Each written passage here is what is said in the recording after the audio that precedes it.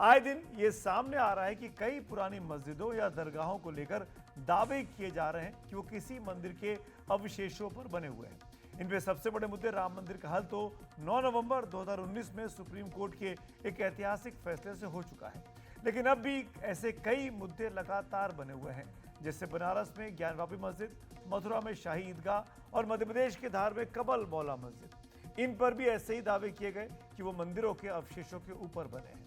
ऐसा ही एक मामला अब अजमेर की दरगाह को लेकर सामने आया है। वो भी तब जब उत्तर प्रदेश के संभल जिले में कोर्ट के आदेश पर शाही जामा मस्जिद के सर्वे को लेकर तनाव अभी खत्म नहीं हुआ है। इस मामले में संभल की कोर्ट के द्वारा दिए गए सर्वे के आदेश पर अंतरिम और एक पक्षीय रोक के लिए आज सुप्रीम कोर्ट में याचिका भी दाखिल कर दी गई। संभल की जामा मस्जिद प्रबंधक कमेटी ने सुप्रीम कोर्ट में ये याचिका दाखिल की है। इस बीच एक नया विवाद राजस्थान के अजमेर में आज खड़ा हुआ। अजमेर के सिविल जज मनमोहन चंदेल की कोर्ट में दायर एक याचिका में दावा किया गया है कि अजमेर शरीफ दरगाह के नीचे एक शिव मंदिर है। हिंदू सेना के अध्यक्ष विष्णु गुप्ता की इस याचिका पर न्यायाधीश मनमोहन चंदेल की कोर्ट ने अल्पसंख्यक कल्याण मंत्रालय और भारतीय पुरातत्व विभाग एएसआई को नोटिस जारी किया। इस मामले की अगली सुनवाई 20 दिसंबर को है। इसके साथ ही ये विवाद अब सुर्खियों में आ गया है। कोर्ट में सूफी संत ख्वाजा मोइनुद्दीन चिश्ती की दरगाह के नीचे हिंदू मंदिर होने को लेकर किए गए दावे में जो दलीलें दी गई हैं, उनमें 1911 में लिखी गई एक किताब का हवाला दिया गया है। यह किताब 19वीं शताब्दी के उत्तरार्ध में जोधपुर हाईकोर्ट के सीनियर जज रहे राजनीतिक और विद्वान हरबिलास शारदा ने लिखी। उन्होंने 1911 में इस किताब को लिखा, जिसका नाम था अजमेर हिस्टोरिकल एंड डिस्क्रिप्टिव। किताब के चैप्टर 8 के पेज 82 से 89 के बीच उन्होंने अजमेर में ख्वाजा गरीब नवाज की दरगाह का इतिहास बताया है।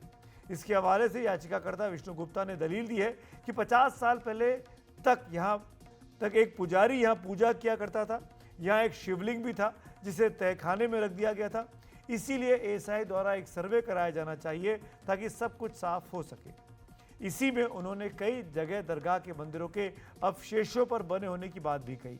उन्होंने लिखा है कि ऐसा लगता है कि पूरी दरगाह पुराने हिंदू मंदिरों के अवशेषों पर बनी हुई है, जैसा कि मुसलमान शासकों के दौर में होता था। इस दौरान मंदिरों के ढांचे को बदलकर या उनके ऊपर नया निर्माण करा दिया जाता था। इसी में याचिका में आगे लिखते हैं कि उत्तर की ओर बुलंद दरवाजा दोनों ओर नक्काशी किए गए पत्थरों से बनी 3 मंजिला छतरियों पर टिका था, जो किसी हिंदू इमारत के अवशेष रहे होंगे। इन छतरियों में इस्तेमाल सामग्री और उनकी शैली साफ तौर पर उनके हिंदू इमारत होने का प्रमाण है। ये छतरियां और लाल बलुआ पत्थर का गेट किसी पुराने जैन मंदिर का हिस्सा रहे होंगे, जिसे गिरा दिया होगा। ये किताब याचिकाकर्ता की ओर से जज मनमोहन चंदेल के सामने पेश की गई, एक ऐसे समय जब अजमेर दरगाह अगले साल जनवरी में 813वां उर्स मनाने जा रहा है। ये नया विवाद खड़ा हो गया है। विष्णु गुप्ता ने दलील दी है कि चिश्ती साहब यहाँ पैदा नहीं हुए थे और यहाँ के थे भी नहीं, तो उनसे पहले यहाँ कौन था? पृथ्वीराज चौहान, और इस शहर को अजय मेरू के नाम से जाना जाता था। और जब सर्वे होगा तो सब कुछ सामने आ जाएगा। बुलंद दरवाज़ा है जहाँ में हिंदू नक्काशी और कढ़ाई सब कुछ साफ दिखती है, जो कि इस्लामिक स्ट्रक्चर नहीं है, जो कि वो उसको भी अपना रहे हैं, इस्लामिक स्ट्रक्चर है। तो और दूसरा वहाँ एक झरना है जिसे झारा बोले, जिसमें ऊपर से पहाड़ों के बीच ही, और शिव जी का मंदिर हमेशा शिवलिंग होता है, वो नीचे होता है जहाँ पानी आसपास होता ही होता है, तालाब है। कोई भी दरगाह या कोई मस्जिद है तो वहाँ पे झरना और पानी होगा क्या? उसमें नहीं होगा। इससे बहुत सारी चीज़ें, और जो नीचे जो तहखाना है जो खोल नहीं रहे, करीब 50-60 साल पहले तक खुलता था, और वहाँ एक हिंदू पुजारी और फैमिली वहाँ पर नित्यदिन पूजा पाठ करती थी। ये अंग्रेज़ों के समय में ये उनको पूजा पाठ का वहाँ राइट था कि पूजा पाठ भी होगी, तो होती रही। लेकिन धीरे धीरे समय बदलता गया, परिस्थिति ऐसी रही कि अब वो सब लुप्त हो गया। जो तहखाना है वो बंद है, खुलता नहीं है। लेकिन इस नए विवाद से अजमेर दरगाह की देखभाल करने वाले खादिम खुश नहीं है। उनका कहना है कि ये एक नया चलन आजकल शुरू हो गया है। यहाँ पे कुछ संभल की तरीके से हो जाएगा कि सर्वे होने देंगे, और ये तो नहीं हो सकता है। अगर माननीय न्यायालय अगर कहते हैं कि हाँ ठीक है, टीम भेजी जाए एएसआई की सर्वे करने के लिए, तो उसको आप एक्सेप्ट करेंगे? ये ख्वाजा मोइनुद्दीन चिश्ती की दरगाह है, यहाँ करोड़ों अनुयायी हैं, चाहने वाले। ये सवाल उनसे पूछो कि क्या वो एक्सेप्ट करेंगे। अगर होता है तो कॉपरेट करेंगे? तो बहुत सारी चीज़ें हैं। प्रशासन को कॉपरेट करेंगे? 75 साल से कॉपरेट ही तो करते आ रहे हैं, हमें कौन कॉपरेट कर रहा है? और किस बात का कॉपरेट? कोई भी जगह को आके आप खोद दोगे तो कौन बर्दाश्त करेगा? ये आप तो इस बात को सब भूल जाए पूरी दुनिया। कल आपने कहा था इंशाअल्लाह दरगाह थी, है और रहेगी। हाँ हाँ, दरगाह थी और है और रहेगी। एक नई परिपाटी डाल दी गई है कि हर शख्स उठ के आ रहा है और हिंदुस्तान के अंदर मस्जिद पे और दरगाहों पे ये क्लेम किया जा रहा है कि यहाँ पर मंदिर थे। ये परिपाटी समाज के हित में नहीं है, देश के हित में नहीं है। आज हिंदुस्तान ग्लोबल ताकत बनने जा रहा है और आज भी हम लोग मंदिर मस्जिद को ढूंढते फिरेंगे तो ये उचित नहीं है। और जहाँ तक अजमेर शरीफ की बारगाह का सवाल है, यहाँ का इतिहास कोई 100-150 साल का नहीं है। अजमेर शरीफ की बारगाह का इतिहास 850 साल का इतिहास है। आज बारगाह गरीब नवाज में जो आप गुम्बद शरीफ के अंदर जो चांदी का कटहरा देख रहे हैं, वो चांदी का कटहरा जयपुर महाराज का चढ़ाया हुआ है। ऐसे कई नजराने, कई अकीदत के नजराने, कई बादशाहों ने अपने अपने दौर में, जिसमें हिंदू राजा भी थे, मुस्लिम राजा भी रहे और यहाँ तक कि मुग़ल भी रहे। मुग़ल के अलावा ब्रिटिश भी रहे, जो आज क्वीन विक्टोरिया का आप हौज देख रहे हैं महफिल खाने के पास में। तो यहाँ पर तो हर मज़हब के लोग, हर दौर के बादशाह, इवन प्रधानमंत्री तक तमाम लोगों की आस्था का केंद्र रहा है। दरअसल ये मुद्दा ऐसा है जिस पर राजनीति तेज होनी तय है। विपक्ष इसे लेकर सवाल खड़े कर रहा है। एआईएमआईएम के अध्यक्ष असदुद्दीन ओवैसी का कहना है कि अगर ऐसे ही दावे खड़े किए जाते रहे तो पूजा स्थल अधिनियम 1991 का क्या मतलब रह जाएगा। प्लेसेस ऑफ वर्शिप एक्ट तो इस्तेमाल ही नहीं हो रहा। लोअर कोर्ट आखिर प्लेसेस ऑफ वर्शिप एक्ट को क्यों नहीं सुन रही हैं? आप हर जगह पर जाकर बोलेंगे नहीं यहाँ पर मस्जिद नहीं थी, यहाँ पर दरगाह नहीं थी, यहाँ पर कुछ और था, तो फिर कल कोई मुसलमान जाके कोई बोल दे जाकर के नहीं यहाँ पर ये नहीं था, यहाँ पर वो था। कहाँ रुकेगा फिर ये? रूल ऑफ लॉ कहाँ जाएगा? डेमोक्रेसी कहाँ जाएगी? लॉ एंड ऑर्डर कहाँ जाएगा? हमने देख लिया संभल में 5 लोगों ने अपनी जान गंवा दी, इतना बड़ा गड़बड़ हो गई, वहाँ पर वायलेंस हो गया। तो ये तो देश के हित में नहीं है। जो सियासत नरेंद्र मोदी और आरएसएस कर रही है उससे देश कमजोर हो रहा है, उससे भाईचारगी कमजोर हो रही है, रूल ऑफ लॉ कमजोर हो रहा है। अब तो इनको जवाब देना पड़ेगा। ये जितने भी लोग हैं ये डायरेक्टली इनडायरेक्टली इनका ताल्लुक बीजेपी आरएसएस से है, उन्हीं के इशारों पर हरकत कर रहे हैं पूरा। ये पूरे देश में आग लगाने की बातें हो रही हैं। क्या हो क्या रहा है देश में, प्रधानमंत्री जी को भी देखना चाहिए। और मैं चाहता हूं कि माननीय सुप्रीम कोर्ट स्वयं संज्ञान ले। देश के अंदर हो क्या रहा है, एक पूरी कम्युनिटी को आप कहाँ ले लगाना चाहते हो, किस साइड लाइन में लगाना चाहते हो। आप उनके धार्मिक स्थल नहीं छोड़ रहे, आप उनकी प्रॉपर्टीज़ के ऊपर आप नहीं छोड़ना चाहते। आप क्या करना चाहते हो हमारे साथ, हमें लगाना कहाँ चाहते हो वो बता दो कि हमें आपको इस जगह ले जाकर के आपको साइड में लगाना है। कहाँ हमें देश निकाला दे तो हम कहाँ जाएं, हम कहाँ जाएं? आप कौन कौन सी मस्जिद के नीचे ढूंढते फिरेंगे, कौन कौन सी मस्जिदों के नीचे ढूंढेंगे? कोई लिमिट है या नहीं है? हर जगह बता दें क्या? अब ख्वाजा मोइनुद्दीन चिश्ती जिनके बारे में तो कुछ सोच ही नहीं हो सकती है। अर्जी 1 मिनट में अर्जी भी स्वीकार होती है।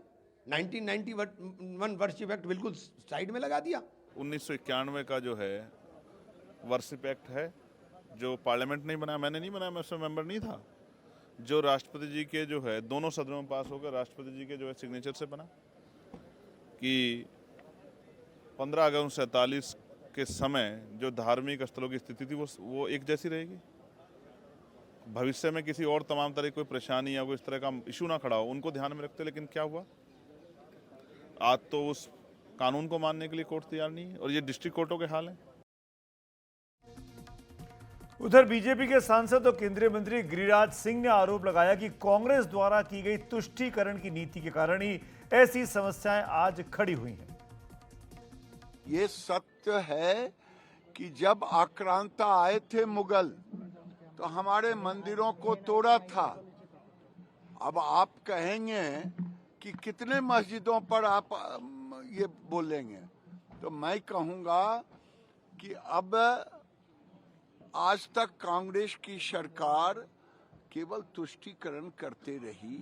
तुष्टीकरण के कारण ही अगर ये 47 में ही आक्रांतों द्वारा मंदिरों पर मस्जिद बनाने का जो उनका एक मुहिम चला था उसको समाप्त कर दिया गया होता नेहरू के द्वारा, तो आज हमें कोर्ट में अर्जी देने की जरूरत नहीं पड़ती। अजमेर की दरगाह का ये विवाद तब सामने आया जब हफ्ताभर पहले ही राजस्थान की भजन लाल शर्मा सरकार ने अजमेर में राजस्थान पर्यटन विकास निगम के होटल खादिम का नाम बदलकर अजय मेरू रख दिया था। इसे लेकर दलील दी गई कि 12वीं सदी के राजा पृथ्वीराज चौहान के दौर में अजमेर को अजय मेरू के नाम से जाना जाता था और यही नाम प्राचीन भारतीय ग्रंथों और इतिहास की किताबों में मिलता है। अजमेर दरगाह का इतिहास 1000 साल पीछे तक जाता है। इसमें कई बार निर्माण हुआ है। मुगल बादशाह हुमायूं ने इस दरगाह का पहली बार बड़े पैमाने पर जीर्णोद्धार करवाया था। इसके बाद बादशाह अकबर ने दरगाह परिसर के अंदर सबसे ज्यादा निर्माण करवाए, मस्जिद बनवाई। दरगाह के अंदर मौजूद 2 बड़ी देग हैं जो मुगल बादशाहों ने दान में दी थी। 1568 में अकबर और 1614 में जहांगीर ने ये देग दी, जिनका इस्तेमाल दरगाह आने वाले हजारों श्रद्धालुओं के लिए लंगर तैयार करने में किया जाता है। इस दरगाह को लेकर हमेशा से ही आम और ख़ास लोगों की काफ़ी श्रद्धा रही है, चाहे वो बादशाह मोहम्मद बिन तुगलक हो, शेर शाह सूरी हो, अकबर, जहांगीर, शाहजहां, दारा शिकोह या औरंगजेब, सब यहाँ आते रहे।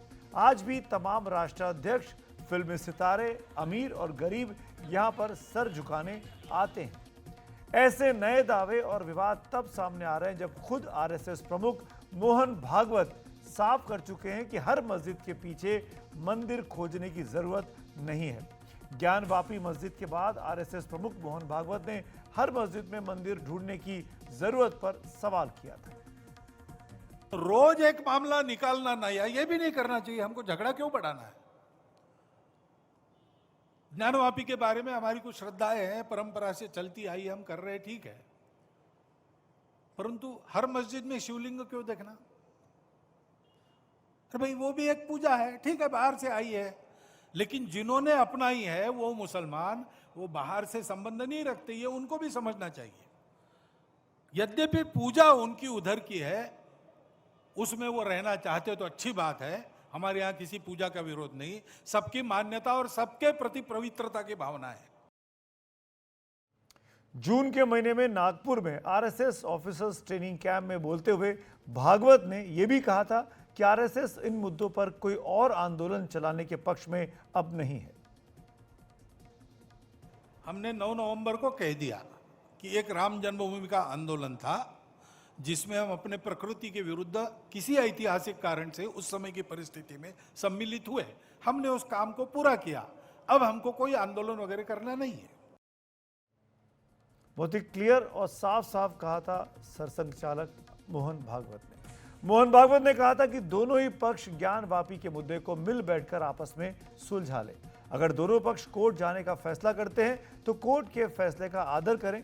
इस बीच कई जानकार लगातार कह रहे हैं कि पूजा स्थलों से छेड़छाड़ का चलन अब खत्म होना चाहिए।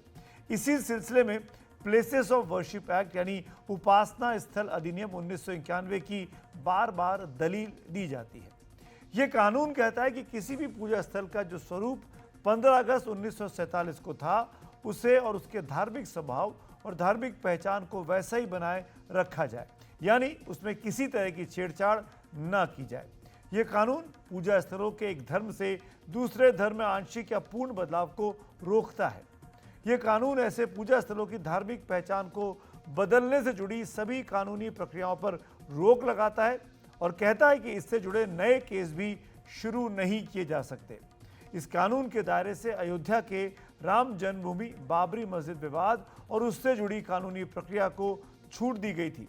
हालांकि इस कानून की भी कई आधारों पर आलोचना होती रही है। ऐसे में सवाल यह कि जब पूजा स्थल अधिनियम 1991 लागू है देश में, तो नए मामलों में कोर्ट किसी मुकदमे की इजाजत कैसे दे देता है? वाराणसी में ज्ञानव्यापी मस्जिद, मथुरा में शाही ईदगाह के अलावा संभल की जामा मस्जिद का मामला सबके सामने है। मध्य प्रदेश के धार में कमल मौला मस्जिद का मामला भी कोर्ट में है। इसके लिए मई 2022 में सुप्रीम कोर्ट के ऑब्जर्वेशन को वजह माना जा रहा है। मई 2022 ज्ञानवापी केस में सुप्रीम कोर्ट के इस ऑब्जर्वेशन से ऐसे मामलों में जिला अदालतों द्वारा याचिका स्वीकार करने की गुंजाइश बन गई है।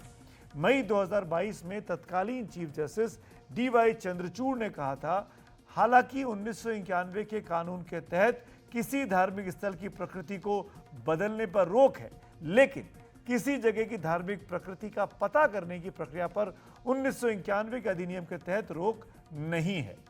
यहीं से गुंजाइश पैदा हुई। इसका सीधा मतलब यह है कि किसी स्थल की धार्मिक प्रकृति का पता लगाने पर रोक नहीं है, भले ही उसे बदला ना जा सके। इस बीच 1991 के पूजा स्थल अधिनियम को भी सुप्रीम कोर्ट में संवैधानिक आधार पर चुनौती दे दी गई है। सुप्रीम कोर्ट के सामने इस सिलसिले में 4 अलग अलग याचिकाएं लंबित हैं।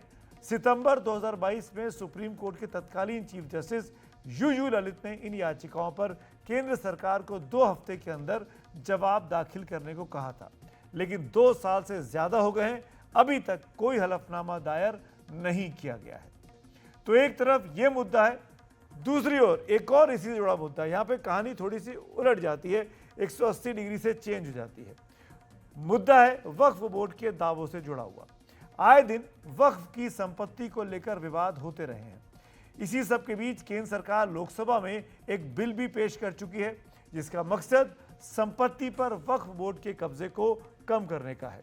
तो पहले आपको बताते हैं कि वक्फ एक्ट है क्या। वक्फ कानून 1954 के तहत वक्फ का अर्थ उस संपत्ति से है जिसे धर्म या दान के मकसद के लिए दे दिया गया हो। मुस्लिम कानून के तहत वक्फ एक मुस्लिम की वो चल अचल संपत्ति है जिसे पवित्र, धार्मिक या दान जैसी वजहों के लिए हमेशा के लिए दे दिया गया हो। ऐसा किसी कानूनी दस्तावेज के जरिए भी किया जा सकता है, या फिर अगर कोई संपत्ति लंबे समय से धार्मिक या कल्याणकारी कामों में लगी हो तो उसे वक्फ का माना जा सकता है। वक्फ की संपत्ति से शिक्षण संस्थानों, मस्जिदों, कब्रगाहों या रैन बसेरों को फंड किया जाता है। वक्फ को लेकर किसी तरह के विवाद सामने आते हैं, उसका एक उदाहरण हमने आपको कल ही अपने इसी कार्यक्रम खबरों की खबर में बताया था। वाराणसी के 115 साल पुराने उदय प्रताप कॉलेज पर वक्फ बोर्ड में अपना दावा ठोका है।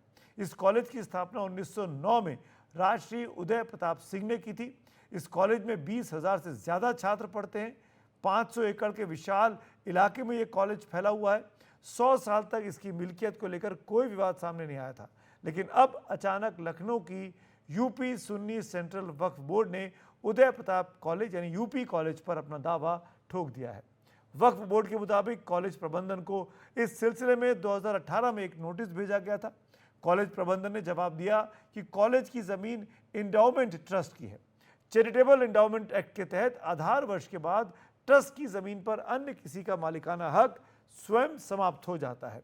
ट्रस्ट की ज़मीन ना तो खरीदी जा सकती है और न ही बेची जा सकती है। इस बीच वक्फ बोर्ड के नोटिस में कहा गया कि परिसर में स्थित मस्जिद और मज़ार और उसके आसपास की ज़मीन वक्फ की संपत्ति है। इस पर 15 दिन के अंदर जवाब दें, नहीं तो आपकी कोई भी आपत्ति नहीं सुनी जाएगी। तो चाहे मस्जिद में मंदिर ढूंढने का विवाद हो या फिर वक्फ बोर्ड से जुड़े ऐसे विवाद, ये कब खत्म होंगे, इनका स्थायी हल क्या हो सकता है, इसी पर ज़्यादा समझने के लिए, चर्चा के लिए हमारे साथ संवैधानिक मामलों के जानकार, कानून के समझदार प्रोफेसर फैज़ान मुस्तफ़ा साहब इस वक्त जुड़ गए हैं। प्रोफेसर साहब, धन्यवाद एक बार फिर हमारे साथ बात करने के लिए। आप थैंक यू। फैज़ान साहब, एक तरफ मंदिर के मतलब हिंदू लोग कह रहे हैं कि मस्जिदों के नीचे मंदिर है, दूसरी तरफ वक्फ के लोग कह रहे हैं कि भाई ये मंदिर की जगह नहीं, हमारी जगह है। ये क्या हो रहा है? दोनों कम्युनिटीज में ऐसी स्थिति क्यों पैदा हुई है? सुमित, आज पूरे दिन तीसरा विवाद होता रहा कि बहुत से बौद्ध धर्म के मानने वाले कहने लगे जरा थोड़ा गहरा खोद के देखो, इसमें बौद्ध विहार निकलेंगे। ये देश को पीछे ले जाने वाली चीज है, आगे ले जाने वाली चीज नहीं है। देखिए, पहली चीज तो मैं आपको बताऊं कि जो 91 का लॉ था जी, वो एक उसूल पर बेस था कि जो ऐतिहासिक गलतियां हुई हैं उन गलतियों को अब कानून के जरिए सुधारा नहीं जा सकता। देश में मुसलमानों के आने से पहले भी मंदिर तोड़ने की प्रथा रही है, और मंदिर बेसिकली इसलिए तोड़े जाते थे कि जब एक राजा दूसरे राजा पर हमला कर उसको पराजित करता था, तो वो ये समझता था कि जब तक इसके कुल देवता के मंदिर को मैंने तहस नहस नहीं किया तब तक इसका जो संरक्षक है वो मौजूद है और मेरी जीत अभी मुकम्मल नहीं हुई। अब ये कि सुप्रीम कोर्ट ने बाबरी मस्जिद के केस में भी ये बात कही कि कोर्ट ऑफ लॉ जो है वो इतिहास में हुई गलतियों को सेटल करने का अच्छा एक जरिया या मींस या माध्यम नहीं है। जहां सुप्रीम कोर्ट को करना यह चाहिए था कि उनको यह कहना चाहिए था कि जब हम किसी भी धार्मिक स्थल का चरित्र बदल ही नहीं सकते तो इस कंट्रोवर्सी में पड़ने से कोई फायदा नहीं है, सिवाय इसके कि देश में हिंसा हो। देखिए आप, अभी हिंसा हुई संभल में, 5 मासूम लोगों की जानें गई, और भी इस तरीके के मसाइल और जगह हो सकते हैं। अब अजमेर की दरगाह से तो मुसलमानों से ज्यादा देश के हिंदू जुड़े हुए हैं। आप किसी भी दिन वहां जाएंगे तो आप वहां ज्यादा हिंदुओं को पाएंगे मुसलमानों के मुकाबले, बल्कि बहुत से मुसलमानों के जो सेक्ट हैं वो तो मजार पे जाने के बहुत विरुद्ध हैं और उसको इस्लाम धर्म का उल्लंघन मानते हैं। दरअसल देखिए बात क्या है कि एक किसी ने पेटिशन डाली, उस पेटिशन के बेसिस पे अगर खुदाई शुरू हो जाए तो ये देश के लीगल सिस्टम के लिए एक बहुत बड़ा चैलेंज हो जाएगा। फैजान साहब सॉरी, मैं आपके घर पे डालूं, बीच में मैं आपको इंटरव्यू नहीं करता हूं, लेकिन आज कर रहा हूं माफी के साथ, ये कहते हुए कि कोर्ट ने उस वक्त भी कहा मई 2022 में चीफ जस्टिस डीवाई चंद्रचूड़ जो थे कि भाई उसकी प्रकृति को जानने के लिए सर्वे किया जा सकता है। तो जितने भी कोर्ट कह रहे हैं वो सर्वे की परमिशन दे रहे हैं, खुदाई की कहां दे रहे हैं? नहीं, यही गलती हो गई। आप ये देखिए कि वहां पे कंफ्यूजन संभल में ये हुआ कि पानी निकाल रहे हैं और पानी के नीचे देखेंगे, वीडियोग्राफी होगी। अगर आपको ये देखना है कि उसका क्या चरित्र है तो वो चरित्र तय करने के लिए कि 1947 में अगर कोई डिस्प्यूट हो कि 47 में दोनों पार्टीज इस्तेमाल कर रही हो किसी जगह का, कि वहां पूजा भी हो रही हो और वहां नमाज भी हो रही हो, तो ये तय करने के लिए कि इसमें प्रीडोमिनेंट इसका कैरेक्टर टेम्पल का है या मॉस्क का है, कोर्ट देख ले। लेकिन अगर कहीं पे पूजा हो रही है या कहीं पर नमाज हो रही है या कहीं पर कोई चर्च है या गुरुद्वारा है, उसके लिए मैं समझता हूं हमने एक फ्लड गेट खोल दिया जी। अब आइए वो वक्फ वाला मामला जो आप कह रहे हैं जी। देखिए बेसिकली बात यह है कि हम ये समझें कि वक्फ बोर्ड जो है उसको हम ऐसे प्रेजेंट करते हैं सुमित कि ये कोई प्राइवेट मुसलमानों की बॉडी है। वक्फ बोर्ड एक सरकारी संस्था है, मैं बड़ी जिम्मेदारी से कह रहा हूं। वो राज्य की परिभाषा जो अनुच्छेद 12 में दी हुई है, जिसमें संसद राज्य है, केंद्र सरकार राज्य है, राज्यों की सरकारें राज्य हैं, म्युनिसिपैलिटीज राज्य हैं, इसी तरह एक स्टैट्यूटरी अथॉरिटी का नाम है वक्फ बोर्ड। वक्फ बोर्ड के चेयरमैन, वक्फ बोर्ड के मेंबर्स अधिकतर सरकार नामित करती है।